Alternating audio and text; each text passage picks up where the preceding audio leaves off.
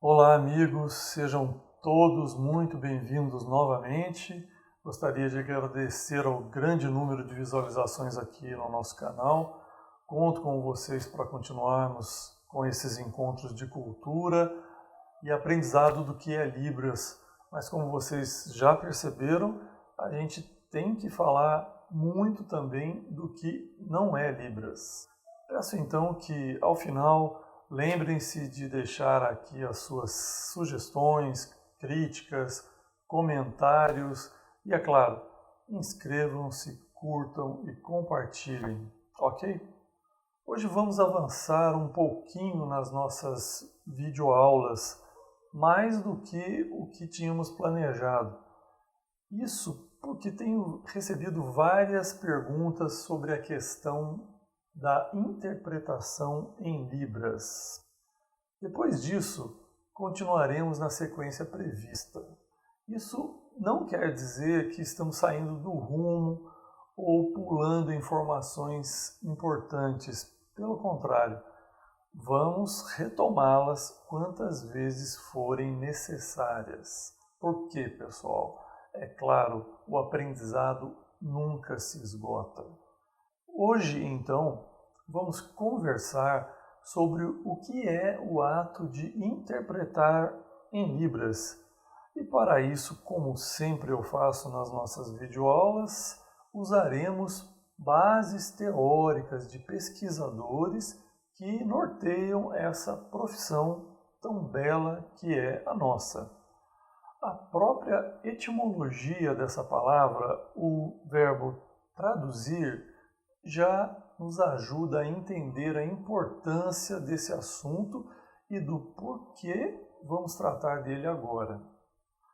Traduzir, essa palavra, tem sua origem no latim traducere, que significa fazer passar de um lugar para outro. E então, para o nosso caso, é claro, falaremos do passar de Libras para o português ou do português para Libras, que, é claro, é o que nos interessa. Porém, amigos, antes de tudo, temos que deixar bem claro o significado de dois conceitos que são muito importantes para a nossa vida, não só aqui no nosso caso, mas em qualquer área profissional. Esses conceitos são a habilidade e a competência. A habilidade, segundo o dicionário Roais da língua portuguesa, é a qualidade ou característica de quem é hábil e possui aptidão, destreza, disposição. Assim, pessoal, logo a gente percebe que é uma definição muito genérica, porque todos nós temos naturalmente algumas habilidades, claro. Ser hábil significa basicamente ter uma capacidade para fazer algo, geralmente de fácil aprendizado, ou que nos é característico naturalmente. Vamos citar aqui alguns exemplos para ficar isso mais claro. A habilidade em liderar, a capacidade de persuasão, a habilidade em negociar, a facilidade de comunicação, o ser ético ou a resiliência, para citar alguns exemplos. O bom dessa característica genérica, que é a habilidade, é que ela é mutável, ou seja, se você não as tem, pode facilmente adquiri-las no seu dia a dia. Por outro lado, as competências estão relacionadas à capacidade de se executar determinadas tarefas ou lidar com situações específicas. Vamos citar um exemplo disso. Uma competência técnica. Eu poderia citar a informática, a agrimensura, um técnico de meio ambiente e, é claro, um proficiente em Libras. Trazendo essa questão para o nosso contexto, analisemos o seguinte fato, pessoal. Nós, ouvintes e falantes, adquirimos desde os primeiros anos de vida a habilidade do falar em português brasileiro, correto? Porém, Isso não quer dizer que nós automaticamente temos a competência necessária para ensinarmos a língua portuguesa só porque nós sabemos falar. Claro, não é isso? Mas vamos falar o porquê mais precisamente. Por quê? Por exemplo, para ensinar a língua portuguesa, também é necessário que esse seja um profissional licenciado para poder executar essa função, ou seja, ele precisa ter a competência para executar essa tarefa. Ser um professor de língua portuguesa, por isso ele pode ensinar a língua portuguesa. Comparativamente, podemos então afirmar que, ao termos a habilidade de se comunicar em Libras, só porque a gente fala em Libras, isso não nos dá automaticamente a competência para interpretar e muito menos para ensinar Libras. Por quê? Da mesma forma com que falei antes, precisamos adquirir essa competência através de uma proficiência específica e que já está devidamente prevista nas leis que regulam as profissões de Libras e todas as outras, correto? Então, amigos, mais uma vez, tendo reafirmadas essas questões que já venho falando há algum tempo, e agora sabendo que a palavra traduzir significa transferência de um lugar para outro, vamos então pensar quais seriam então as habilidades e as competências que temos que ter para bem executar as profissões, seja de um intérprete ou de um docente em Libras? É claro, alguém já deve ter respondido. É preciso ter proficiência em interpretação em Libras para ser intérprete e proficiência em docência para o ensino de Libras. É verdade. Essas são as principais competências. Mas não é só isso, pessoal. Precisamos também esclarecer, como já falei anteriormente, que não é porque eu tenho uma proficiência em interpretação em Libras, por exemplo, que eu posso automaticamente, além de ser intérprete, ensinar Libras. Ok? Também entendam que o que eu estou falando aqui sobre esses aspectos tem a ver com a ação da tradução profissional. Não é nenhuma outra situação que não essa. Para sermos então intérpretes ou docentes em Libras ou quaisquer outras segundas línguas, para dar exemplo de outras línguas, precisamos obviamente ser o quê? Bilíngues. O que quer dizer isso? Que temos que conhecer, obviamente, muito profundamente as duas línguas em questão. Isso significa, é claro, que em primeiríssimo lugar precisamos dominar a nossa própria língua, a nossa língua materna, que no nosso caso aqui é a língua portuguesa. E nesse caso, a segunda língua, a língua brasileira de sinais, no nosso estudo, é claro. Mas, de novo, eu não estou querendo dizer com essa afirmação que temos que ser, por exemplo, docentes da língua portuguesa ou licenciados nela para sermos intérpretes. Não é isso. Vou explicar melhor. Vou citar um pesquisador que fez uma afirmação, perdoe-me, bastante impactante, Basnet, em 2003, sobre um estudo de Edward Sapir. Ele faz parte de um grupo de estudiosos da tradução que, olhem só, eles negam a possibilidade da tradução. Muito estranho isso, não é mesmo? Como assim negam a possibilidade da tradução? É que, segundo esse autor, é possível considerar que a tradução seja um procedimento impossível, pois cada língua, uma vez que é um meio de transmissão cultural, ela impõe uma imagem própria de mundo, o que contrasta com outras diferentes línguas. É claro, nós estamos falando de duas línguas. Por isso, amigos, quem quer ser um bom intérprete ou um bom professor de Libras tem que, por obrigação, conhecer muito bem a sua língua materna E a Libras, sua segunda língua, também, óbvio, profundamente. Ok. Feitos esses esclarecimentos iniciais, na verdade recapitulando coisas que a gente já falou lá para trás, vamos começar agora a falar dos métodos de tradução ou interpretação em Libras especificamente. Podemos então, amigos, dividir esses métodos em basicamente 3 procedimentos: a tradução livre, a tradução literal e a tradução fiel. Esses conceitos de tradução foram propostos por pesquisadores linguistas com base nos estudos de Vinet e Dabenet e que vêm sendo debatidos até os dias atuais. Para nos ajudar na compreensão desses modelos que acabei de mencionar para vocês, vejamos o que, novamente, os dicionários nos falam dessas 3 expressões. Primeiro, a tradução livre. Livre.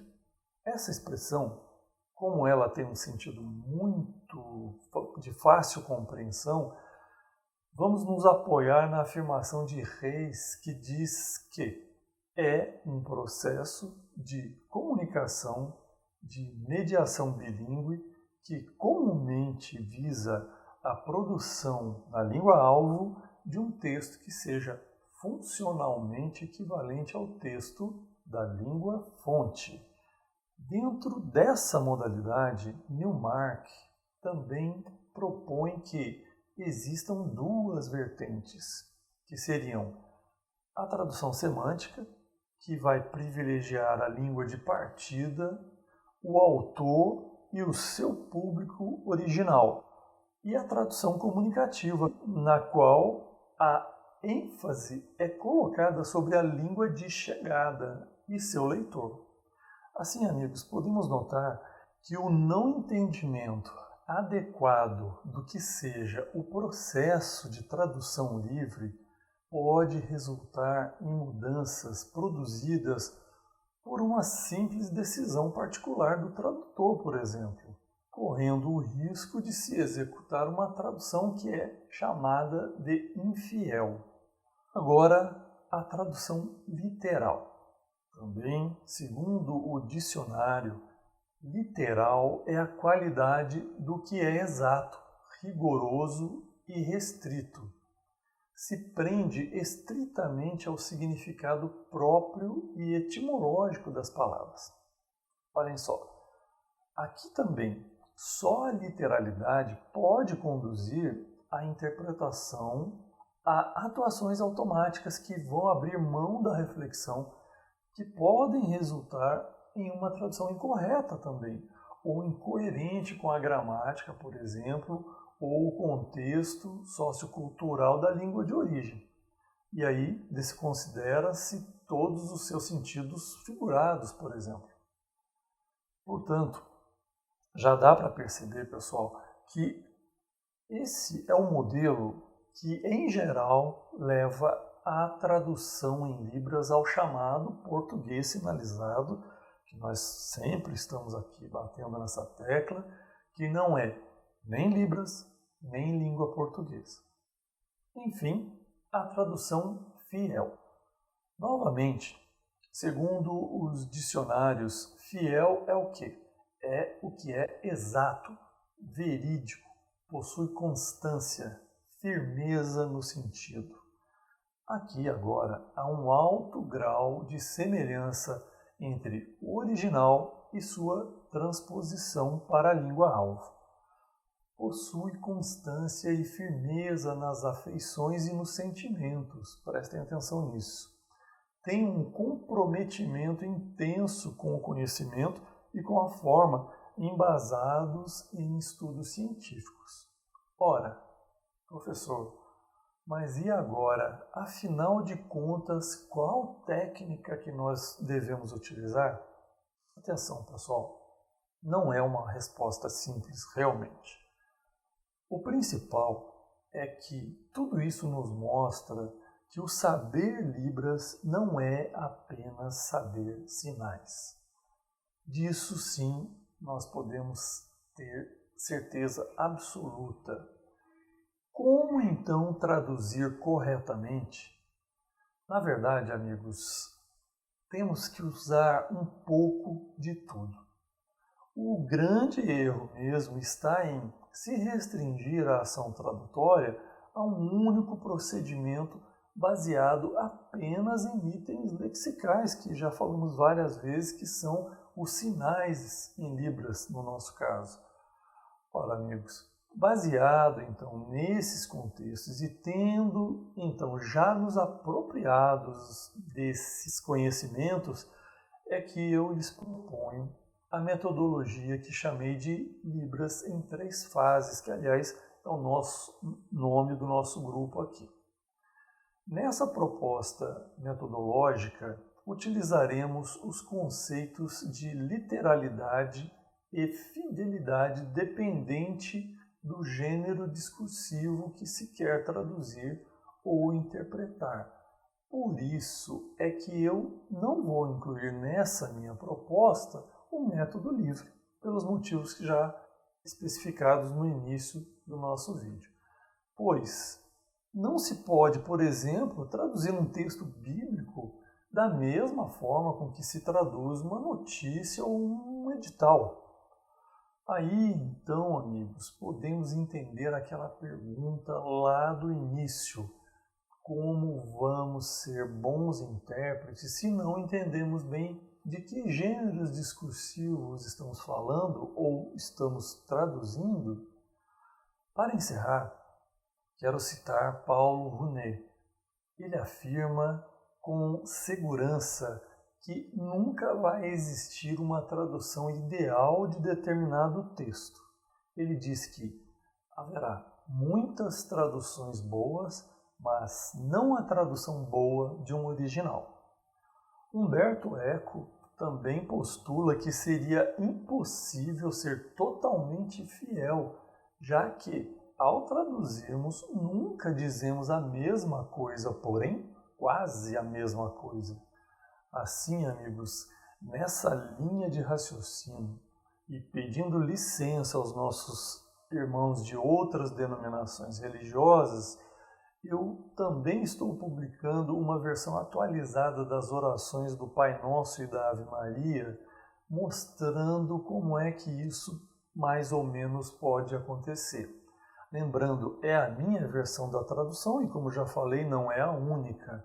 Apenas eu sigo o que eu conheço da Libras, da sua gramática, da língua portuguesa, além, é claro, de, nesse caso específico, eu ter estudado muito o Catecismo da Igreja Católica para somente depois de muito analisar chegar a essas versões que apresentarei a vocês. Os links estarão aqui no final desse vídeo e mais tarde falaremos mais detalhadamente sobre essas técnicas. Vamos continuar falando isso. Novamente, conto sempre com vocês para críticas, sugestões, dúvidas. Lembrando que pergunta ruim é aquela que não é feita, ok, pessoal? Mais uma vez, não se esqueçam de se inscrever em nosso canal, clicar no sininho para receber sempre aí as nossas atualizações de videoaulas, de programação. Até a próxima, um grande abraço a todos vocês, Deus os abençoe.